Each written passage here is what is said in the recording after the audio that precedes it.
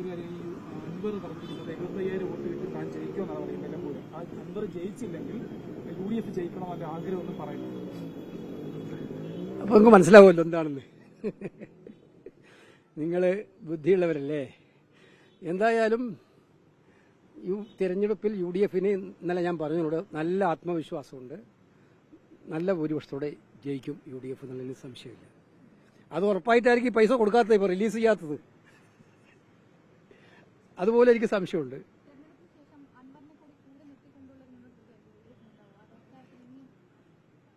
അതൊക്കെ UDFൽ ചർച്ച ചെയ്യേണ്ട കാര്യങ്ങളാണ്. അതൊന്നും ഞാൻ പറയുന്നതിൽ അർത്ഥമില്ല. അല്ല, ഞാൻ അങ്ങനെ ഒന്നും പറയാൻ ഉദ്ദേശിക്കുന്നില്ല. ഇപ്പോൾ അത്തരം കാര്യങ്ങളൊക്കെ UDF ആണ് തീരുമാനിക്കേണ്ടത്.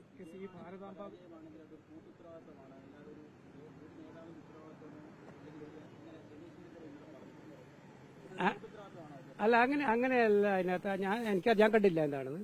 തെരഞ്ഞെടുപ്പിൽ എല്ലാവരും ഒന്നിച്ചു നിന്ന് പോരാടി ഇതുപോലെ ഐക്യമുണ്ടായ കോൺഗ്രസിനേക്കാൾ ആവേശത്തിലായിരുന്നു മുസ്ലിം ലീഗ്.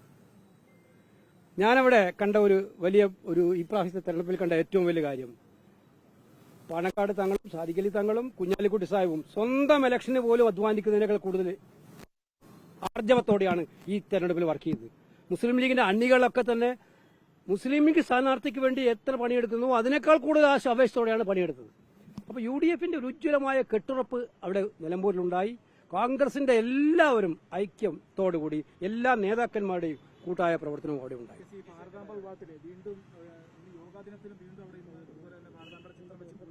ഒപ്പം തന്നെ BJPയുടെ ചില ആളുകൾ ഈ ദേശീയ പതാകയുടെ ചിഹ്നം വെച്ച ഭാരതാംബ ചിത്രീകരിക്കാൻ തുടങ്ങിയിട്ടുണ്ട്. അല്ല, ഞാനത് ഇന്നലെ പറഞ്ഞു. കാരണം ഇതൊക്കെ സത്യത്തിൽ ഗവർണർ എന്ന് പറയുന്നത് ഒരു സംസ്ഥാനത്തെ ഏറ്റവും പരമോന്നതമായിട്ടുള്ള കോൺസ്റ്റിറ്റ്യൂഷൻ ബോഡിയാണ്. അതിന്റെ വില അദ്ദേഹം തന്നെ കളയാൻ തീരുമാനിച്ചാൽ എന്താകും സ്ഥിതി എന്നുള്ളതാണ് ഇപ്പോൾ കേരളം അഭിമുഖീകരിച്ചുകൊണ്ടിരുന്ന ദൃഷ്ടി. കേവലമായിട്ടുള്ള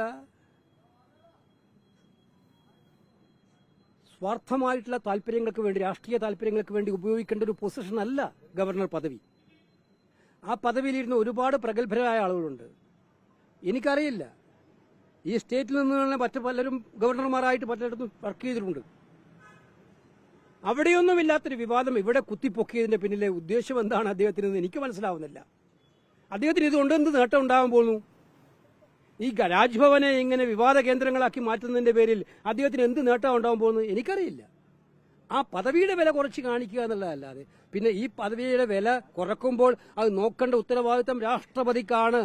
ഞാൻ ഉത്തരവാദിത്ത ബോധത്തെ പറയുന്നു. മുഖ്യമന്ത്രി ഒരു മിനിറ്റ് വൈകാതെ രാഷ്ട്രപതിക്ക് പരാതി അയക്കണം.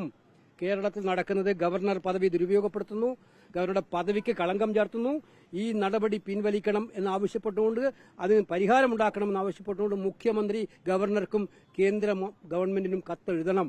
എന്തുകൊണ്ട് മുഖ്യമന്ത്രി എഴുതുന്നില്ല? വെറുതെ വർത്തമാനം പറഞ്ഞാൽ പോരല്ലോ. അതാണ് ചെയ്യേണ്ടത്. ഓക്കെ,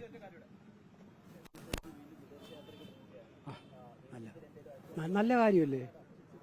ശശി തരൂർ വിദേശയാത്ര ചെയ്യുന്നതിന് എന്താ കുഴപ്പം നിങ്ങൾക്ക്? നിങ്ങൾ മനസ്സിലാക്കേണ്ടത്, ഞാൻ നേരത്തെ പറഞ്ഞ അർത്ഥമുണ്ട്, കോൺഗ്രസ് കുറച്ച് സ്വാതന്ത്ര്യമുള്ള പാർട്ടിയാണ്. ആരെങ്കിലും എന്തെങ്കിലും അഭിപ്രായ വ്യത്യാസം പറഞ്ഞാൽ ഉടനെ 52 വെട്ടി ശരിയാക്കി കളയാമെന്ന് പറയുന്നൊരു പാർട്ടിയല്ല കോൺഗ്രസ്. അതാണ് പാർട്ടിയുടെ സൗന്ദര്യവും. പക്ഷേ പാർട്ടിയുടെ പൊതുവായ ആശയങ്ങളും ലക്ഷ്യങ്ങളും ഒക്കെ ഉണ്ട്. അതുമായി ബന്ധപ്പെട്ട് പോകണമെന്നുള്ള നിർദ്ദേശം എല്ലാവർക്കും ഉണ്ട്.